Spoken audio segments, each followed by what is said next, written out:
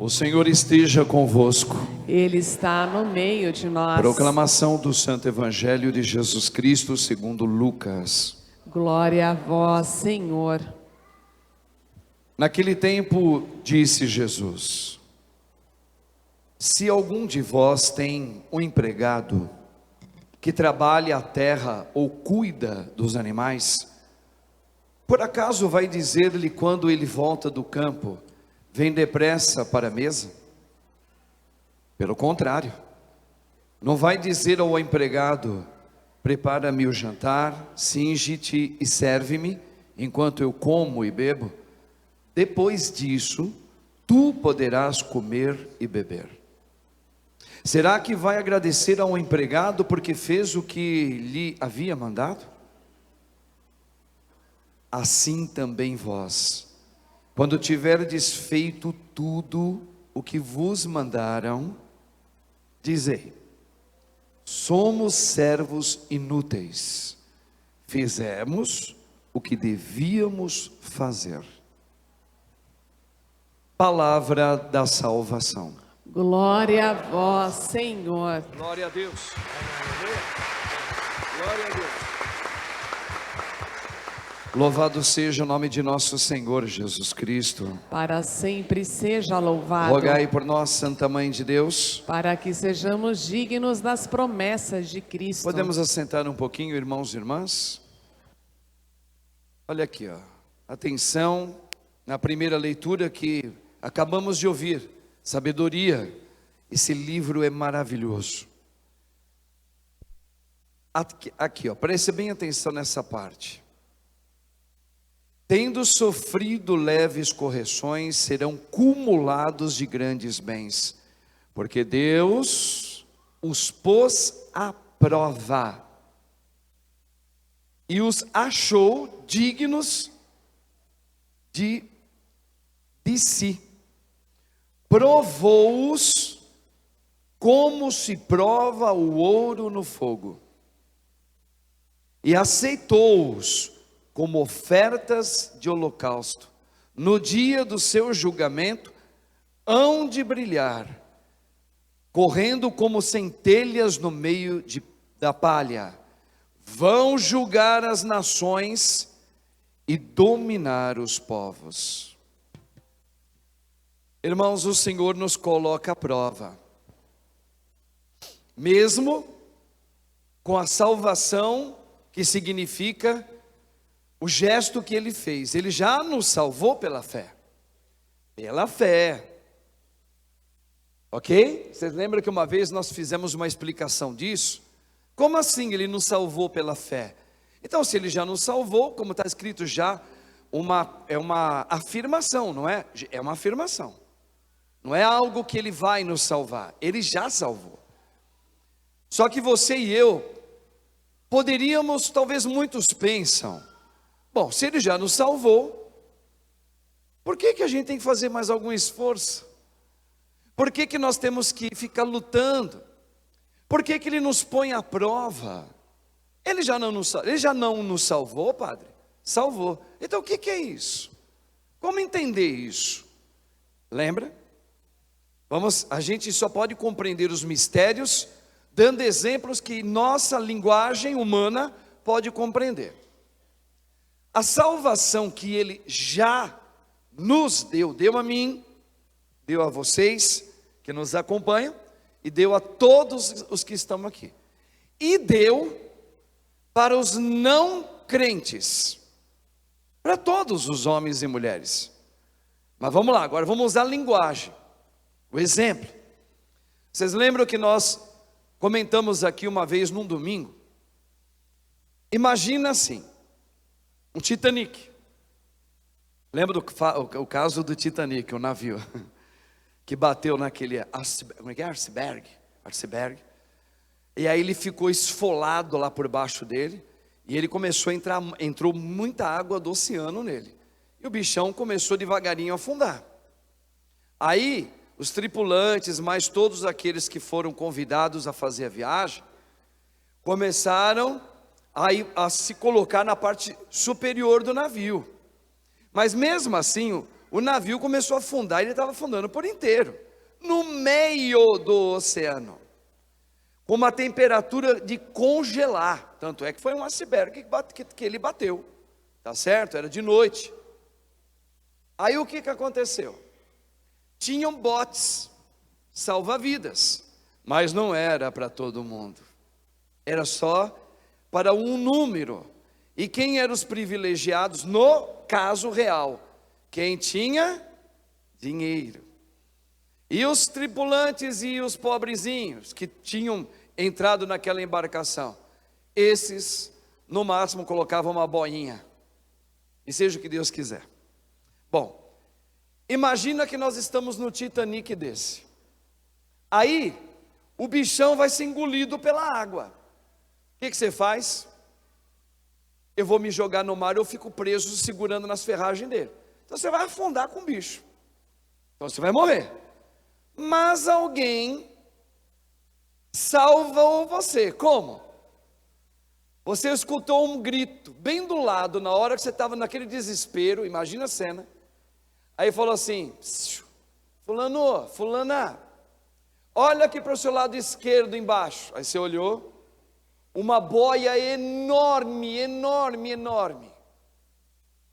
E ele falou assim: solta dessa ferragem e se joga aqui, você está salvo. Está aqui, ó, essa boia é para você. Vem, vem. Aí o que acontece? Você está salvo. É só você cair na boia, aquela grande boia que é uma verdadeira barca. Se você caiu ali, você está salvo. Imaginou essa cena? Pois a salvação de Cristo, que falou, como afirmou que ele já fez, foi algo parecido.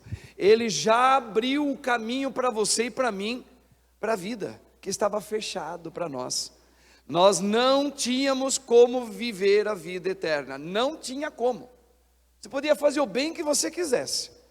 Ele abriu. Quem? Jesus. Ele que é o nosso amado, que a gente proclamou aqui, só Ele é Senhor.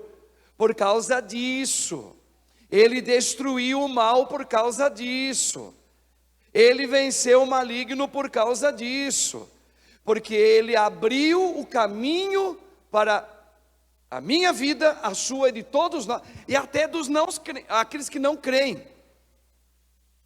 A única coisa que cabe a nós é a parte mais fácil do mundo, é aquela coisinha mais facinha do mundo. Qual?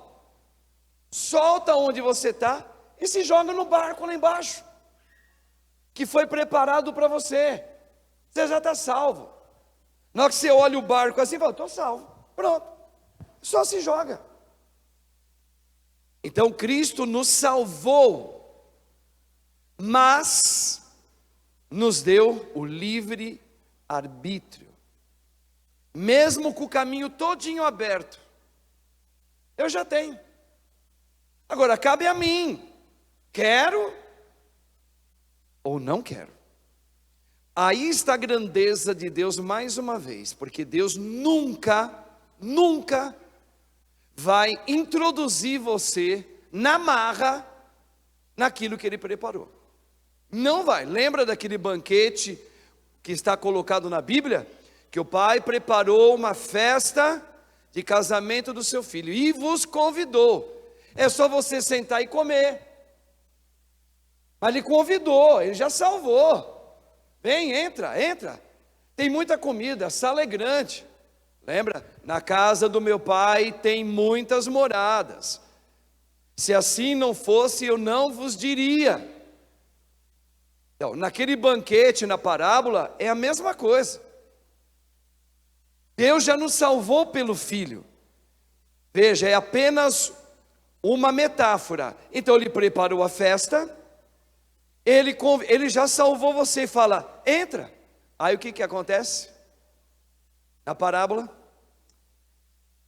acabei de casar, eu tenho que cuidar agora do meu novo emprego, a minha esposinha que é linda, e agora ela está gravidinha, estamos gravidinhos os dois.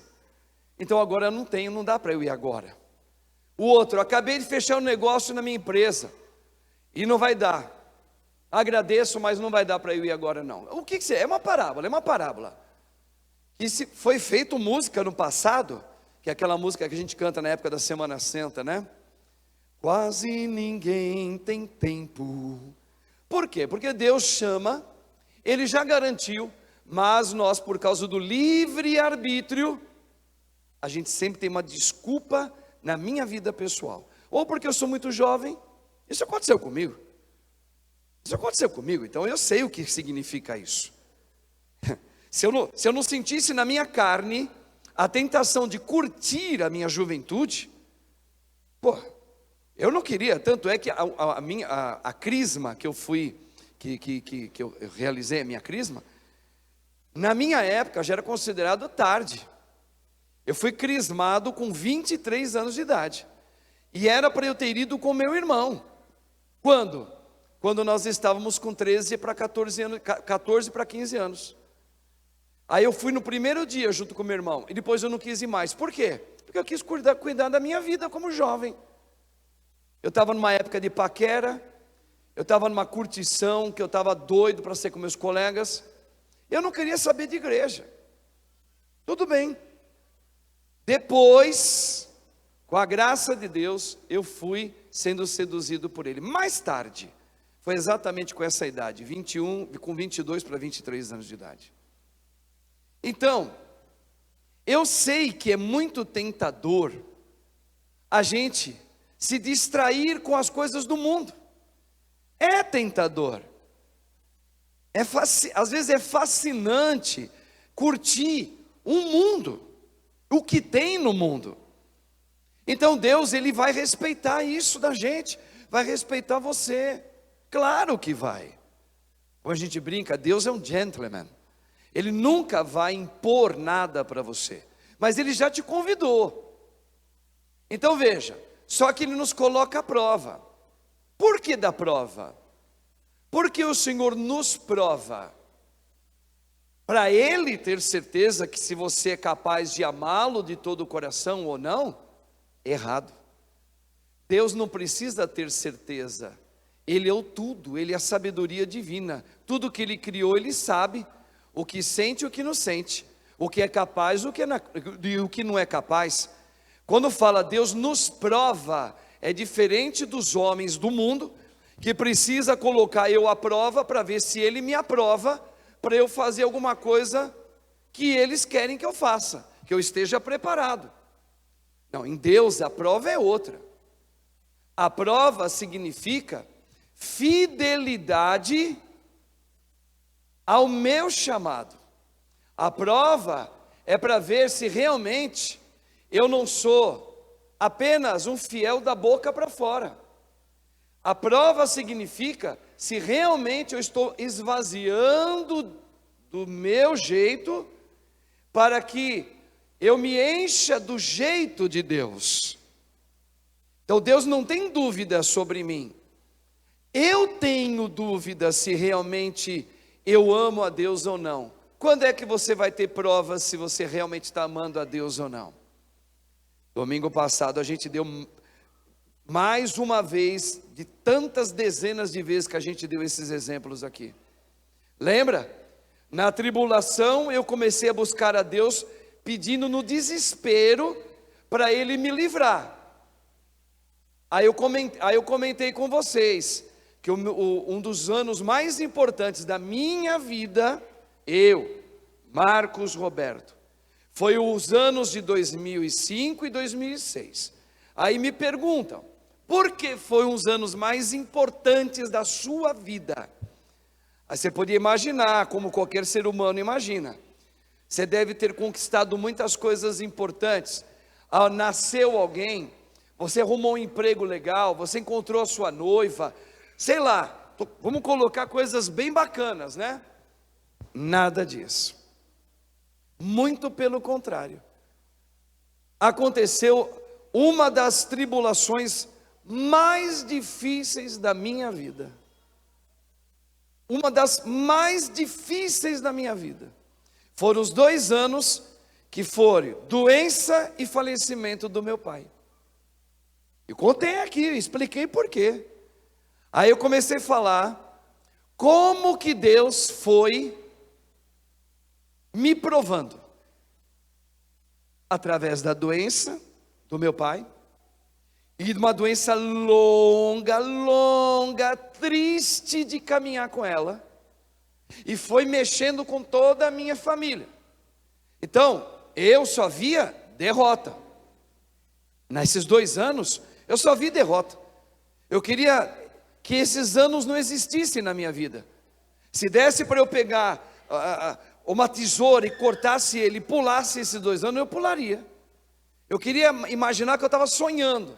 Não, isso aqui deve ser um sonho, não é verdade, não está acontecendo isso na minha família, não está acontecendo isso com o meu pai, não está acontecendo isso de eu ver o que o meu pai está passando.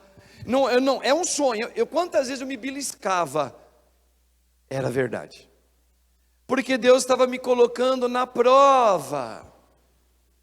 Até que, resumo todinho dessa conversa, chorei, me escabelei, questionei a Deus, na sua divina grandeza, eu questionei, e foi bom eu questionar. Por quê? Porque Deus estava me lapidando. Imagina um tesourão, alguma coisa muito pontuda, que começou a arrancar as cascas deste homem velho, que já tinha o batismo de Cristo, que já tinha a crisma, que já tinha a primeira Eucaristia, que já tinha os sacramentos de muitas confissões, e agora o Senhor começou na prova, a arrancar, vamos dizer assim, crostas, para não falar crosta, tá? De mim.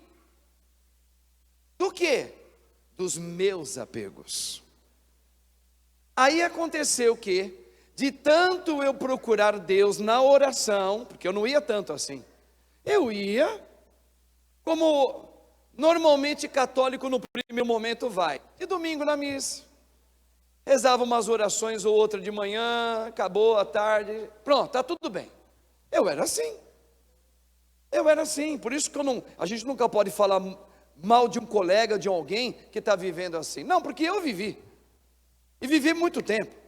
Mas na doença do meu pai, eu comecei a buscar muito mais a Deus, e de noite e de madrugada, para ninguém ver, porque eu chorava. Então eu entrava em intimidade com Deus, e ali, devagarinho, durante os 2 anos, eu fui me habituando a ter um costume de orar. Eu aumentei, imagina você aumentando a intensidade do fogo, o calor. Eu comecei a aumentar, e comecei a fazer práticas de jejum. Foi a primeira vez que eu comecei a rezar inteiro o terço, o rosário de Nossa Senhora. Eu comecei a visitar as capelas, eu começava a aprender a adorar Jesus em silêncio, começando dentro da capela do seminário. O que aconteceu comigo? Meu pai morreu, mas o que ficou em mim? Ficou uma vontade que eu nunca mais perdi, de querer procurar Jesus. Sempre, eu comecei a falar, meu Deus, o meu pai já foi, hoje eu entendi, porque muitas coisas também positivas com a doença dele aconteceram no nosso meio familiar, não porque ele nos atrapalhava, não, muito pelo contrário, é que nós não estávamos prestando atenção e nem agindo com aquilo que precisávamos fazer, porque estávamos acomodados, que nem Abraão, quando estava acomodado na sua terra, estava tudo bem, e eu não conhecia o meu lado de descobertas, a minha capacidade de dons e talentos, porque ela estava escondida ali, enquanto meu pai estava. Então eu estava num lugar de comodidade, zona de conforto, como você preferir, não só eu, minha mãe, meu irmão mais novo, minha irmã mais nova, e aquilo tudo que nos aconteceu, foi igualzinho àquela palavra de Deus para Abraão. Lembra? Abraão, sai da tua casa, da tua terra, e vá para onde eu te enviar. Veja, o que Deus provou em Abraão o quê? Provou para ele sair daquela coisa que parecia que estava boa, eu já rezo, está tudo bem, eu vou no domingo na missa, mas eu não tinha ainda feito uma experiência profunda para eu começar a amar a Deus por aquilo que Ele era. Por aquilo que Ele era, porque eu procurava a Deus só nos momentos que eu estava precisando dEle. Eu precisava passar na escola, eu rezava. Depois que eu passava, eu acomodava. Aí veio a época de faculdade, eu rezava para fazer os meus trabalhos. Aí eu conseguia, obrigado Jesus, e voltava à minha vidinha normal. E assim foi para arrumar emprego, assim foi para tantas coisas, como a maioria da gente faz. Quando eu tá me batendo aquela aguinha fria lá atrás, eu corro e peço para Deus. Depois, quando as coisas se colocam no lugar, devagarinho, obrigado Jesus, e eu volto para minha velha vida, igual a Abraão. Abraão, sai desta terra, desse jeito, desse seu modo, e agora faz uma viagem para onde eu vou te enviar, é a prova. E Deus não fala como, nem quando e nem com quem. É um andar no escuro praticamente, é fé. Eu não sei onde vai dar, mas por causa da tua palavra, Senhor, eu vou jogar as redes para as águas mais profundas do que eu estou vivendo hoje. Então veja, irmãos, o que o Senhor está falando para mim e para você nesta noite? Que se você permitir, Ele te põe na prova. E a prova é para você aprender a sair do teu jeito e ir para o jeito de Cristo nesse mundo aqui já aqui nesse mundo. Isso custa, isso dói, porque vai tirar a gente da zona de conforto, mas nos capacitará como resultado já nesse mundo de procurar a Deus, não somente quando eu preciso, na hora do medo. Eu procuro a Deus para a gente cantar o que a gente cantou aqui, não é? Te amo, Deus, com o meu respirar. Ou então, lindo, lindo és, glória, glória eu te dou. Te chamam de Deus, eu te chamo de meu amor. Por quê? Porque está dando tudo certo do teu jeito? Não, não. Porque Ele me conquistou, porque eu estou vendo que Deus, olha só, para terminar a homilia. Uma vez falaram assim, quando entrou o secularismo, o que é o secularismo no mundo? É uma ideia para você não acreditar em nada do que tem a ver com religião, religioso ou espiritualidade. Então, por exemplo, a gente vive num mundo secular, secularizado. O que é o mundo secularizado? Um mundo que não professa Deus, não professa religião, tem uma outra paz que não é a paz de Deus que eles falam. Então é um mundo secular, secularizado. E muita gente disse assim, olha só, ai padres, quando esse mundo secularizado chegou, está acabando com a igreja, porque muitos homens e mulheres estão ficando ateus, estão ficando, como é que fala? Egoístas, estão ficando cada vez mais consumidores de coisas e se afastaram do amor de Deus. Olha as famílias como estão. Pois eu vos digo, para mim e para aqueles, como está dizendo a primeira leitura de sabedoria, para mim é um dos melhores tempos que a gente está vivendo. Fala, padre, para aí. Por que é um dos melhores? Claro, irmãos, para a gente tirar uma receita que foi dada para a gente errada, de que Deus, Ele é perfeitinho do jeito que eu quero. Não, Deus é perfeito, mas que é aquela coisa fechadinha, amarradinha, um Deus feito em padaria, tudo bonitinho, um Deus bonzinho. Deus não é bonzinho, Deus é bom, bom não é bonzinho. Bonzinho é aquele que você faz o que você quer e está tudo bem, eu dou risadinha, ele é bonzinho, ele nem liga. Não, Deus não é assim, Deus é bom. Então o secularismo, ele trouxe para nós uma saída de parar de pensar Deus bonzinho e começar a entender Deus naquilo que Ele é propriamente. Um Deus que não fala por que as coisas aconteceram dessa maneira na tua vida. Na maioria de nós aqui, não tem a resposta por que Deus permitiu que uma pessoa amada da tua família morresse. Ele não falou e nunca vai falar. Por quê?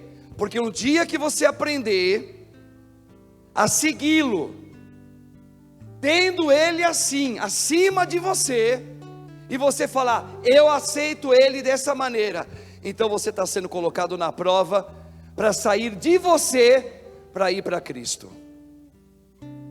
Deus não explica porque essas crianças que morrem por causa da guerra, a gente quer saber, Deus não fala. O que Deus apenas fala? Creia, não tenhas medo porque eu venci o mundo. Agora Ele não vai explicar porque meu pai morreu.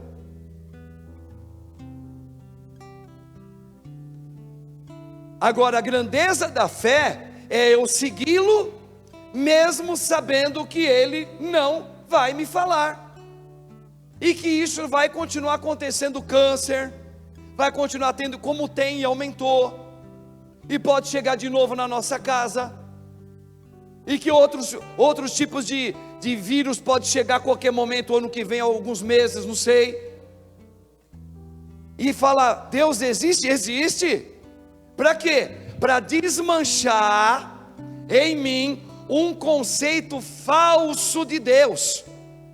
De imaginar que Deus é que nem aqueles desenhinhos animados de Dini Eugênio. Vocês lembram disso? Eu lembro que eu já sou mais passadinho um pouco. Ou aquele gênio da lâmpada que você esfregava a lâmpada assim na praia, parecia aquele gênio, você fala, ó Deus, agora eu quero isso. Isso aí é um jeito falso de entender Deus.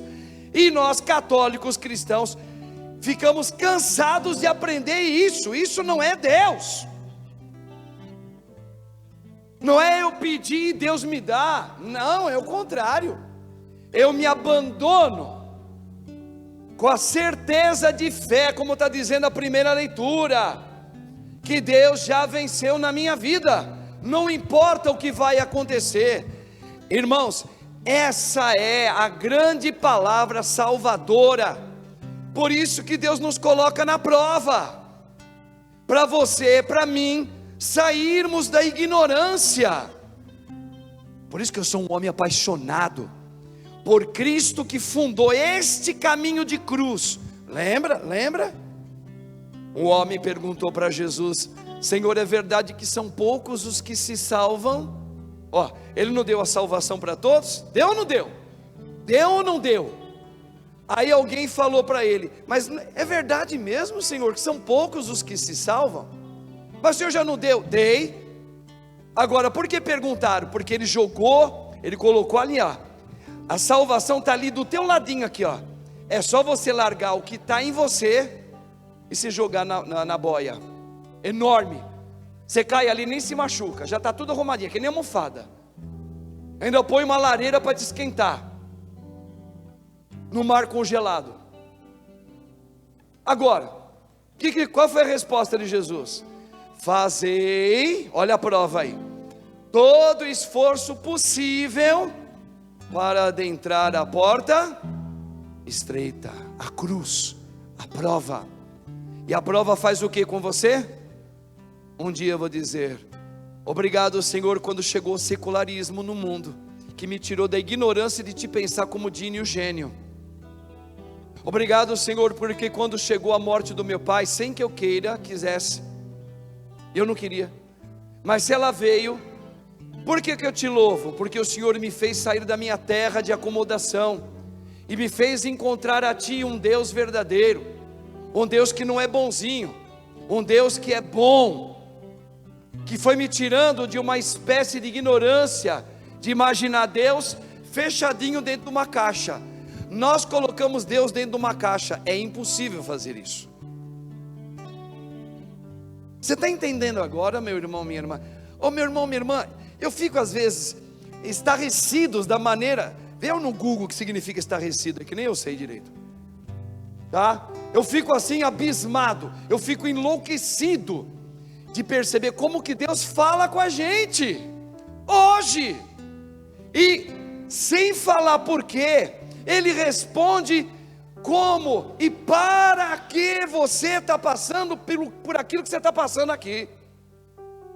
Ele te dá o caminho. Sabe para que você está experimentando essa prova? Para um dia você amadurecer em relação à sua fé.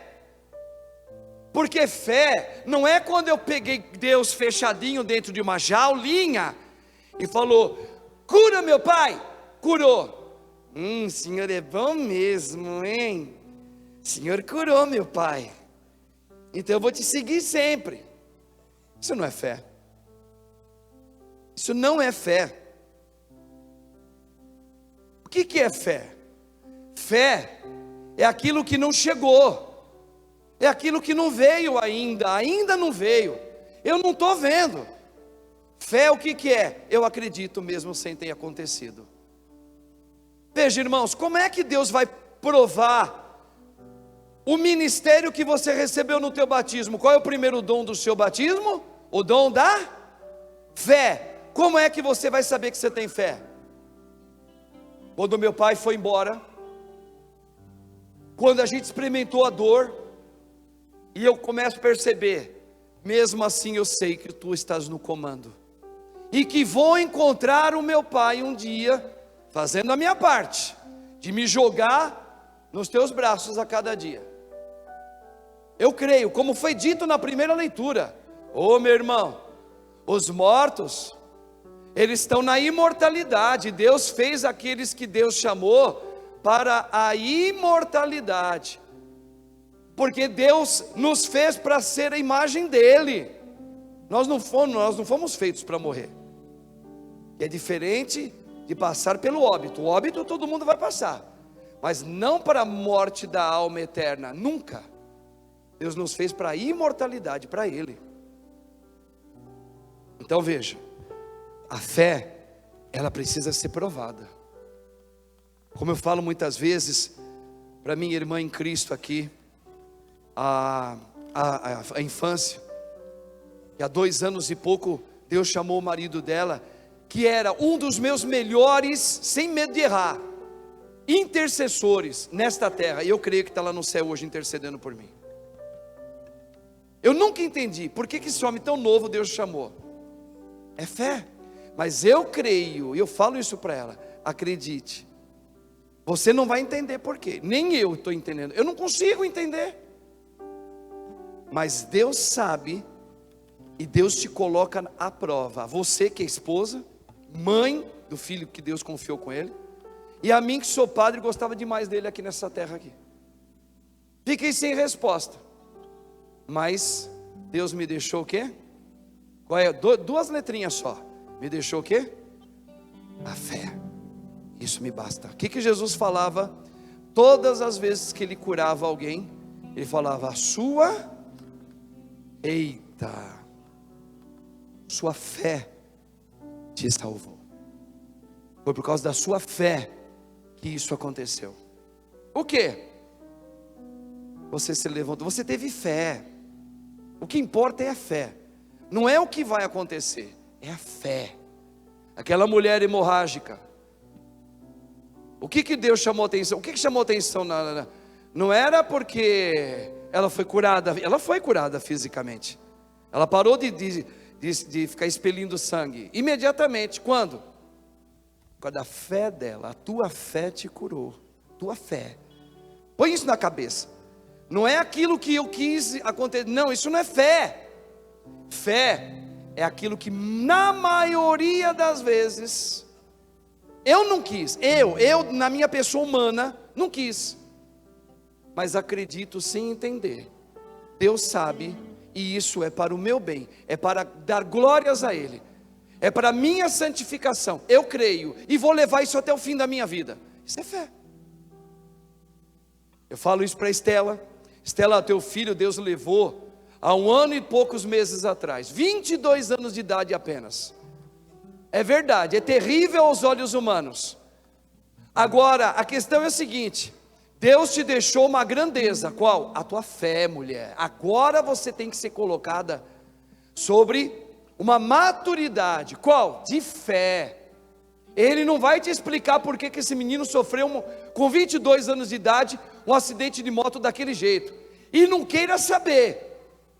A única coisa que Deus espera de você é que na prova desta prova da tua vida, Ele está te tirando de uma acomodação de longos anos na tua vida, e está te fazendo hoje um desenho novo no formato dele.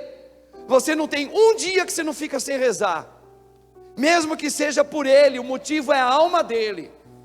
Então, a tua fé, porque você está rezando com a Virgem Mãe Maria, que leva uma crença a Deus, que Deus está cuidando da alma do teu filho, e que poderá, pela tua fé, um dia te esperar no céu. No céu! Isso é fé. E esta fé é que interessa. Se não pega aquela página da Bíblia, que ninguém tem coragem de cuspir na Bíblia, não é? Pelo menos quem é cristão. Rasga ela. Qual, padre? Aquela que diz: não tenhas medo daquele que pode tirar a tua vida, o teu corpo. O teu corpo. Quem foi que disse isso? Jesus, aquele que venceu a morte. O que ele disse, senhor padre? Não tenhas medo daquele que pode tirar o teu corpo, o corpo do teu marido, o corpo do meu pai, o corpo da tua mãe, o corpo do teu filho de 22 ou menos. Não tenhas medo. Agora ele disse o que nós temos que ter medo, e isso parece que não interessa para a gente. A gente fica com a primeira palavra que ele disse para não ter medo, e a gente tem. Perder o corpo. Pega lá Provérbios 31, que muito provavelmente, se eu não me engano, é esse que nós vamos ler, a primeira leitura do domingo próximo. O que diz o Provérbio 31? A princípio fala da mulher, a mulher temente, mas a mulher é para todos nós, aquela leitura é para todos nós. O que diz? A mulher temente a Deus é aquela que vai dar alegria à sua casa, ao seu esposo. Aí lá no finalzinho da leitura, e o autor sagrado vai dizer assim para ela: porque a beleza é passageira. A beleza é passageira do corpo. O que significa? O corpo nada vale neste mundo. Neste mundo o corpo não vale nada. Jesus está dizendo: não se preocupa com o corpo.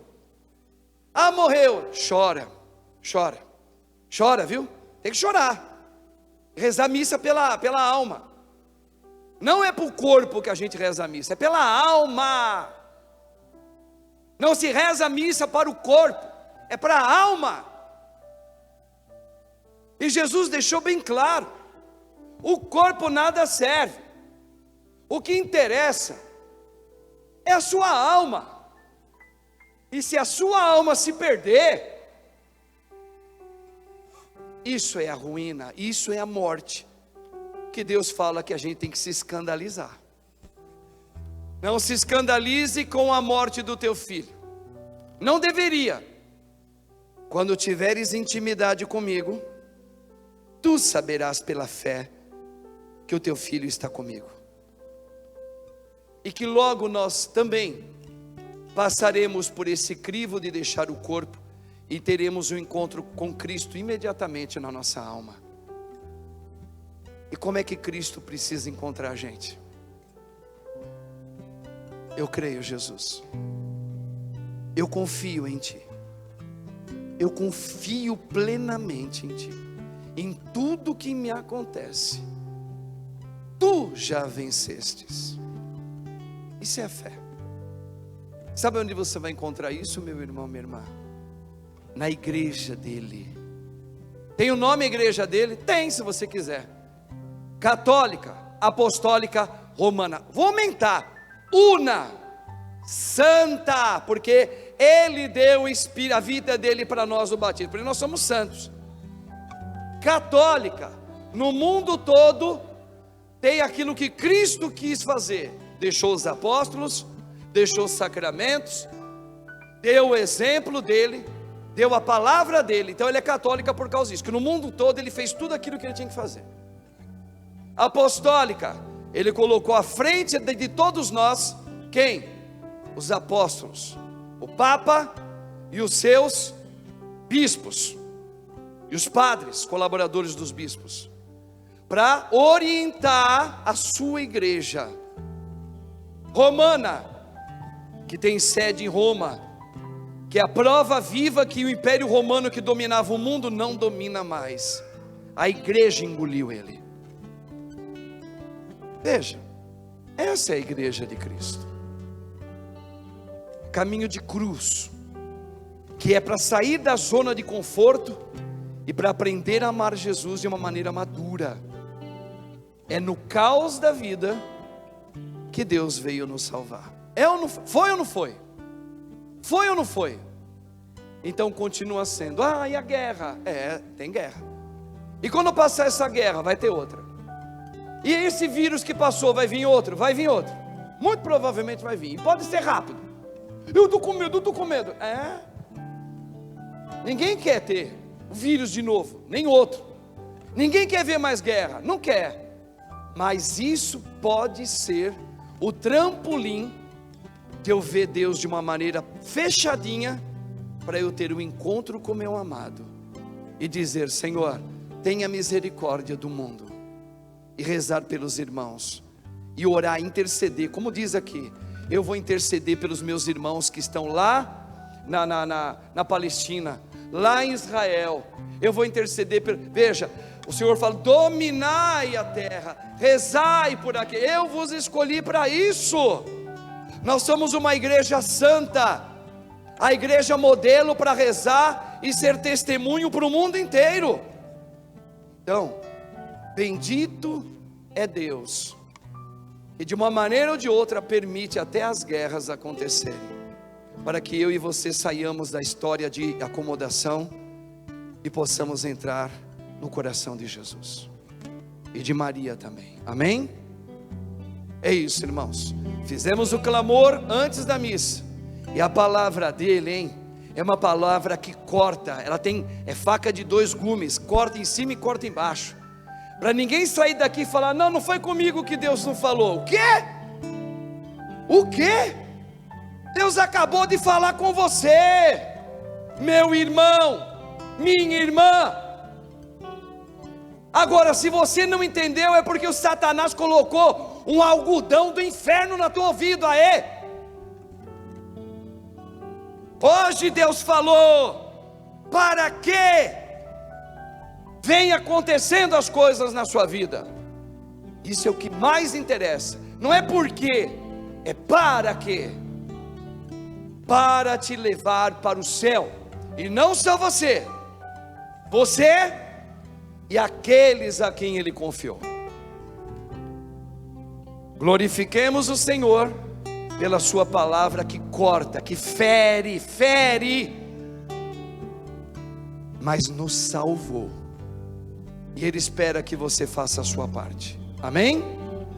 Qual é a música que nós vamos cantar um trechinho? Não é o Silvio Santos. Qual é a música? Mas tu és o Filho de Deus. Vamos lá. Minha fé não está firmada nas coisas que podes fazer. Eu aprendi nesta missa a te adorar pelo que é. Esse é o amor verdadeiro de um cristão. Dele vem o sim, o amém. Somente dele, mais ninguém.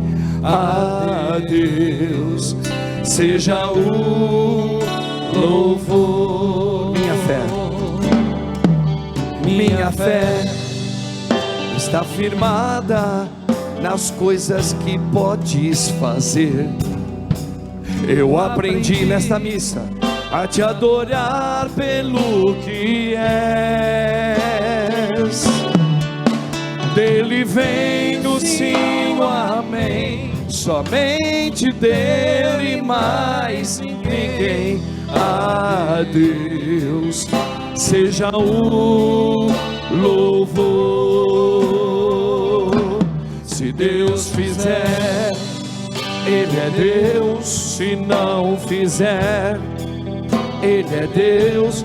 Se a porta abrir, Ele é Deus. Mas se fechar, continua sendo Deus.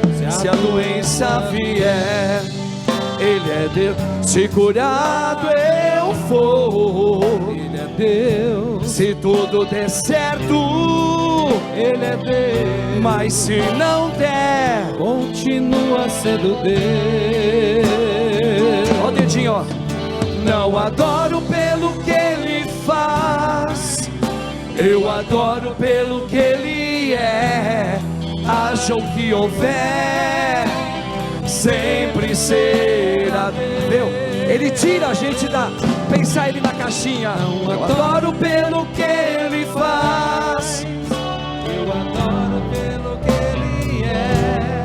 Haja o que houver, sempre será Deus. Mas se Deus fizer, vai.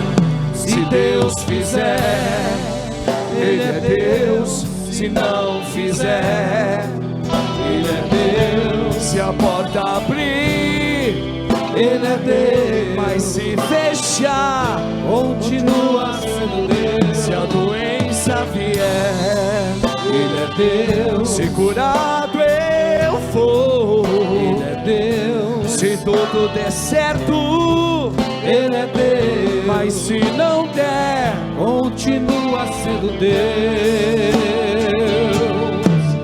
Não adoro pelo que Ele faz, eu adoro pelo que Ele é. Haja o que houver, sempre será Deus. Não adoro pelo que Ele faz. Então você adora para quê? Eu adoro pelo que Ele é. Vai atrás disso. Haja o que houver, sempre será Deus. Para terminar, não adoro pelo que Ele faz na minha vida, eu adoro pelo que Ele é. Haja o que houver, sempre será Deus. Fura o disco aí. Haja o que houver, vai lá. Haja o que houver, sempre será Deus. Vem junto com Maria, nossa mãe. Vamos lá, vai. Haja o que houver, sempre será Deus. Agora Ele merece um aplauso, não merece? Nosso Deus, Ele fala, Ele está vivo. Oh glória! Obrigado, Senhor, pela Tua palavra para mim também. Oh glória! Amém, irmãos. Louvado seja o nome de nosso Senhor Jesus Cristo. Para sempre seja louvado. Podemos assentar. Vamos agora na última e tão importante palavra, momento também da sua Eucaristia.